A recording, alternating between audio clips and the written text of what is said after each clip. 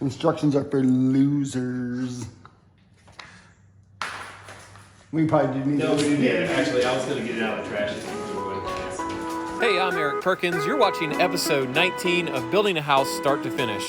This home, about 4 months ago, was nothing more than a sketch on my desk. And this is the original drawing along with some original notes that I found after cleaning out my desk the other day. Pretty cool. And now with the home almost complete, you get a really good feeling of what it'll feel like to live and be on this property with this house. Our first project for today is installing this heat mat that goes under the tile in the master bath. And we have a little snag with this one. I've never done this before, so good luck. Okay. Said quick installation. No, it's not quick yet. This heat mat is about 2 feet wide and it has to run in a linear fashion from the thermostat and the power source around the room. So first I take measurements to see the best way to orient this mat. Any place that the mat won't fit, you have to pull the wire off the matting and snake it around in the same fashion that it is in the matting. Pretty soon we realized we had way too much material. We just cut that or what? I don't see anywhere where it... If you do cut it, what do you do with the rest of it?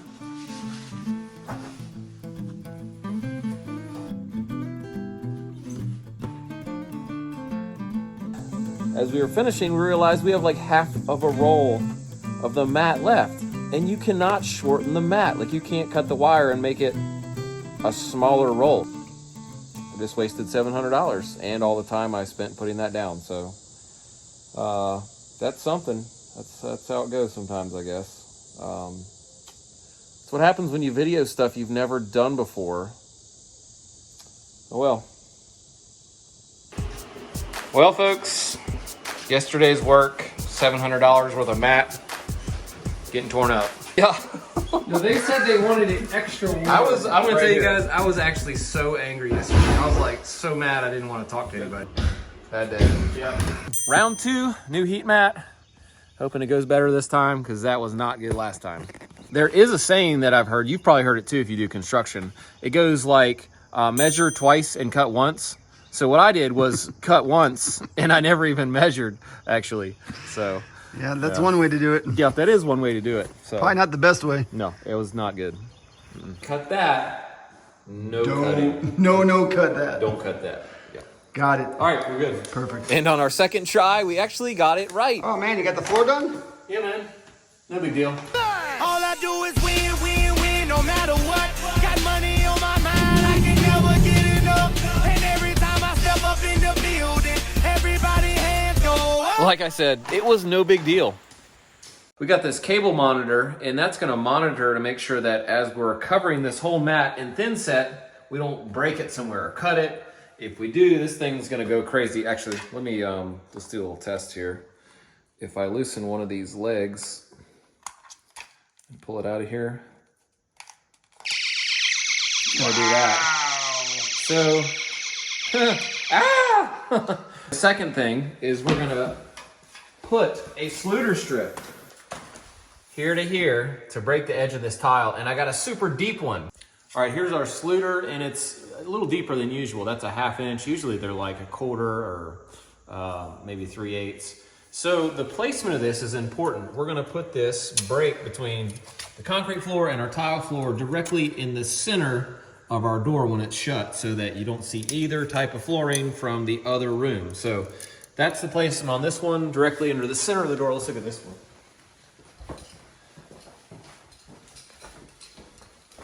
All right, so in this room, it's different. We have a barn door that's gonna actually be outside of this face trim here and slide here. I don't want the tile to go all the way to there just because I think it's gonna leave a goofy little spot around this reveal. So we're gonna put the break right at the edge of the jamb on this one. So that's our 2 different placements, and that's pretty important because you don't wanna see like the floor from the next room over when you've got the door shut. That's the idea. After double checking the electrical resistance in the wire of this mat, we then covered it with thin set. This is the same thin set you would use to lay tile, and tile will actually go right over top of this with another layer of thin set. All right, well, we got it done. I'm not gonna say it looks beautiful, but I think it's good enough to lay tile on, and it's done. So We'll see. Later that day, the homeowner, Tina, came by for a visit to check on our progress. And communicating with the homeowner is a huge part of building a custom house. I talk to Tina almost every day to make sure we're doing exactly what she wants us to do in this home. On this visit, we took some time to design a custom barn door that would be in the master bedroom, and also to iron out the details of the kitchen cabinets we're gonna build. I gotta ask, what do you got going on here, man? Well, this is a light fixture, and Yeah? Is it? So Well, I I've do see the never- light bulb. I've never put one together like this, but check this out. No way! What? It moves? No way! Dude, that is crazy! Hey, Myron. Hey, did you know Eric's putting that light together for you? You mean the Death Star? The Death Star? Yeah, What do you think about that thing? exactly what Jono said. What'd Jono say? The Death Star. The Death Star. What'd you say? What'd you say, John? What did you say? Up next, we have a look at the electrical trim out, which includes finishing out this breaker box. All right, Nate has done an awesome job with this panel box. So neat, and it's labeled so that an electrician, if they take the cover off of this, they can still see what each breaker is running to, which is really nice if you're an electrician. So this is the service wire coming in. It routes up and around to the main breaker, which is 200 amp service. That's what we have. If this is turned on, it will then feed the power down to all the rest of the breakers, and all those, if they're turned on, will feed power to all of these different circuits in your house. So there's also a breaker at the service meter outside. So there's really 1, 2, 3 sets of breakers before power gets to your circuits. The inside of a breaker box isn't generally seen by the public, but if it's done nicely, it's kind of like a work of art, so I just want to show it off for a second. All right, we ordered some IKEA lights. Well, we didn't. The client wanted these IKEA lights here, and we're just reading the instructions here, and it looks like a funny guy is gonna get confused, and then we're gonna find a landline and call IKEA store, like the actual store, and then we're gonna be really happy about it. What do you think? Yes. No problem. That is great instructions.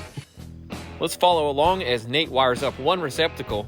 First, he cleans each wire to make sure there's a good connection. Next, he puts a little loop in the end of each wire. These will be to attach the wire to the side of the receptacle using the screws.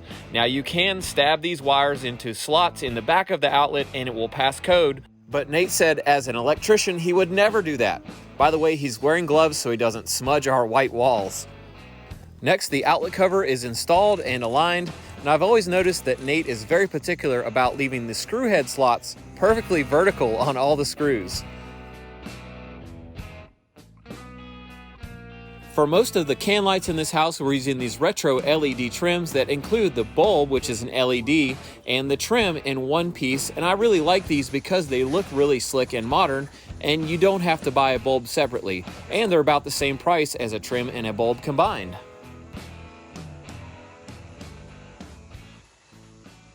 And finally for today, we are installing finished hickory stair treads and risers on the staircase. Okay, look at this. Hey, look, it's a stairway. It's a little baby stairway made of stair treads. Isn't that cute? Well, we're doing something kind of crazy here. Here's the problem. We bought stair treads. These are beautiful hickory stair treads. Problem is they don't have returns on the side. And I really want it to have returns. So what we're doing is we cut a small piece. Hey, you gonna hold that for me there?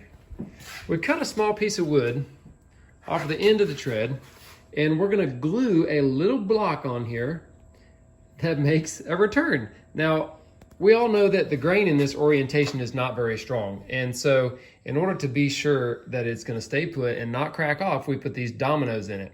That will give a super strong glue joint, and it will be there forever. We will also take a round over bit, and we'll round this same bullnose profile all the way across the end grain of the tread. Again, end grain is not my favorite for this, but it's what we got, and we're gonna make it work. Little clamp setup here, pretty simple. One clamp just to hold it tight to the piece, and the other clamp is just doing some alignment for us here. Keep the surfaces flushed up. After this dries, Tomorrow, we'll take the clamps off and round over the edge.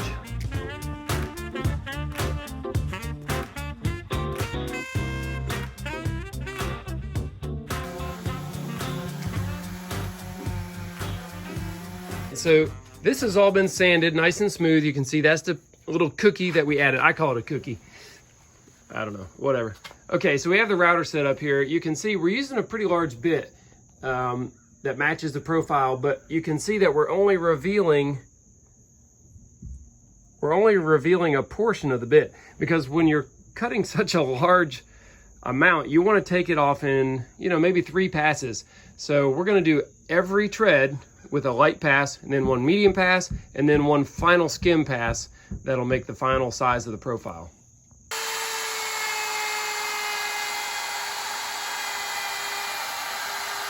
You can see that we just barely took a little bit off. This is hickory, and it's really hard. And you just want to take a little bit at a time, or else that thing will grab and pull and tear it all to pieces and make a big mess. Oh yeah, there, you can tell right there, because there's the square one. There's what we got on the first pass. Maybe 3 passes will get it.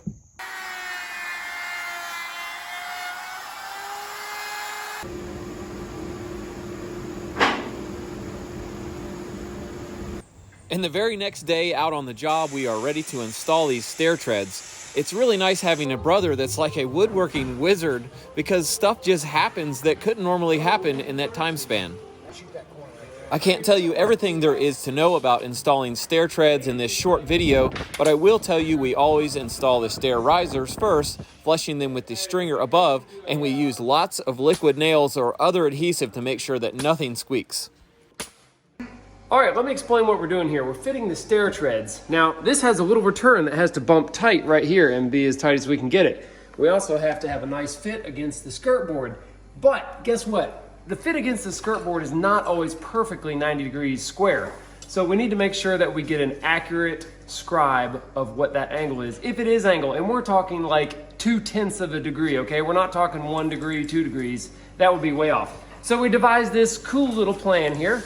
Arlo has got this stick right here. This is a random width. The width, 1.25 inches, I think. okay, 1.25 inches. The width doesn't really matter as long as you use the same stick. So what we're gonna do is we're gonna bump our tread until the return hits that.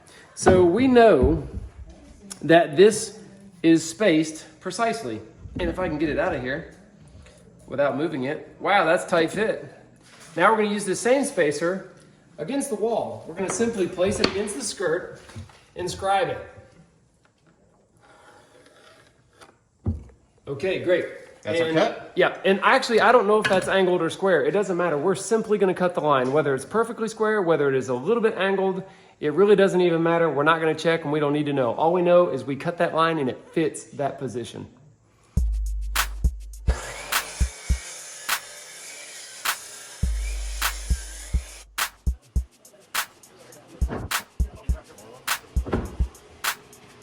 Sweet.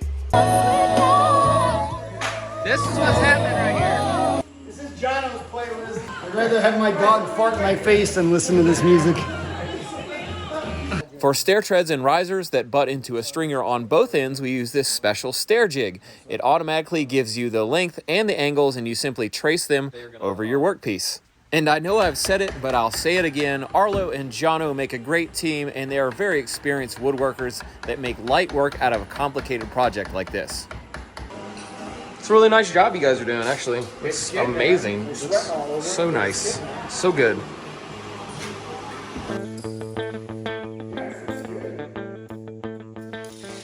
After all of the treads and risers were installed, we used a scribe molding underneath each stair nosing and up the side of each riser, leaving a 1/4 inch reveal.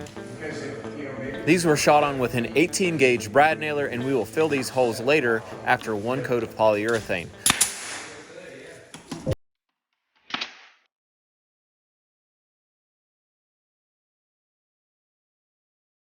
And finally, Ray, aka Beard Guy, was able to work his magic on this staircase. He filled all of the nail holes and then applied 3 coats of clear polyurethane to all the treads and risers. We use a brand called Czar in a matte finish, and we've had great luck using this product. Being able to get a good finish out of a water-based product like this is awesome because it dries super fast and it doesn't smell nearly as bad as the oil-based counterpart.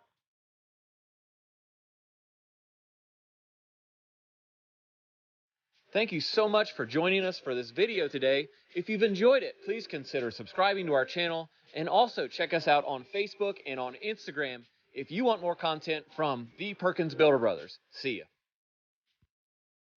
All right, I'm here with Ray, aka Beard Guy. Brad. And we just met a guy. What's your name, buddy? My name's Anthony. Anthony, and he's got the first ever beard length mask that I've ever seen. I mean, It's nice. I'm jealous. you gotta step it up, bro. I can get one of those. This is seriously way better. Yep. And you said your wife made this, Anthony? Yeah. Yeah. It's the beard sock. My wife. The beard sock. It's my wife. Her name's Rebecca. Okay. She's coming around the corner. Okay. My wife is Rebecca. She made All me right. the. She made me the beard. Great job, Rebecca. Yeah, that's nice.